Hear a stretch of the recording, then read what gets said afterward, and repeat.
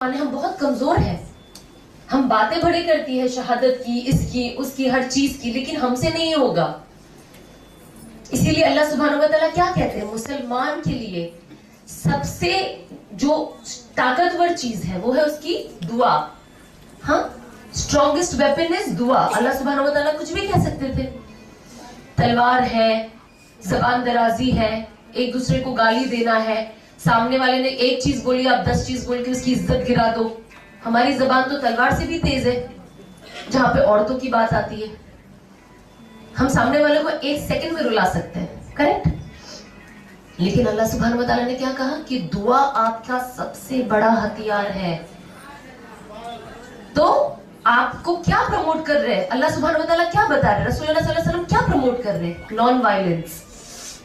آج لوگ چیزیں بول کر، آج جو دنیا میں چیزیں ہوتی ہیں یہ کیا پروموٹ کر رہے ہیں؟ یہ ہمیں